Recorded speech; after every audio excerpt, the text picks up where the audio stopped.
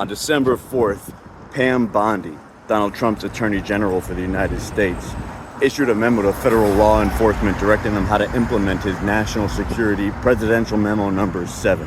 Bondi's memo directs law enforcement to gather sweeping lists of individuals and organizations that they describe as domestic terrorists or culpable of domestic terrorism.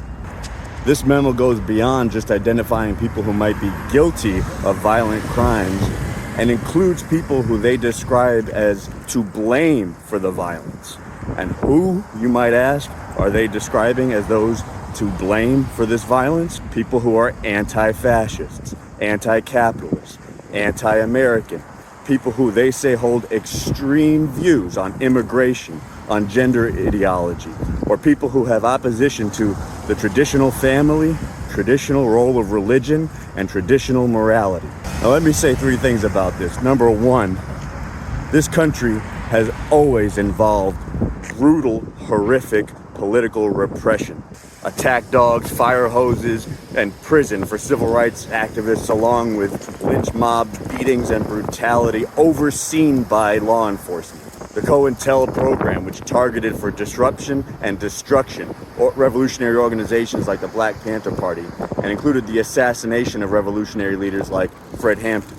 You should know there's been a long history of targeting the revolutionary leader I follow, Bob Avakian, as well as political persecution and prosecution of the Revcoms who follow Bob Avakian, including myself. And this has always been done in the name of freedom, democracy, liberty, and justice to cover over an actual capitalist dictatorship.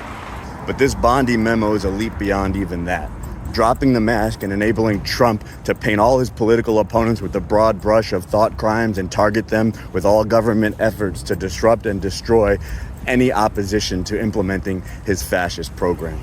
Number 2, I'm a spokesperson for the Revcom Corps for the Emancipation of Humanity, and we say this whole system is rotten and illegitimate, and we need and we demand a whole new way to live and a fundamentally different system.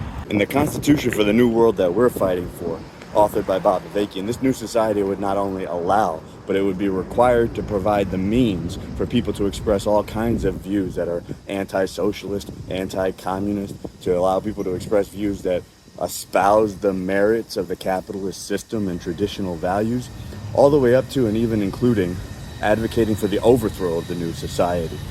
And it would not cast people like that together with violent criminals or those guilty of or culpable of domestic terrorism. This would be made possible by the new economic system, but also not only would we want, but we would need that kind of air to breathe and debate to be raging to enable growing numbers of people to more and more consciously take responsibility for the whole direction of society. Number 3, whether you agree with that vision of the future or not, one thing is very clear. There is no living with Trump's MAGA fascism. That's why we Revcoms will unite with anyone who can say, in the name of humanity, we refuse to accept a fascist America. And while it is still legal to do so, millions need to be mobilized non-violently, but with powerful determination to demand Trump must go now.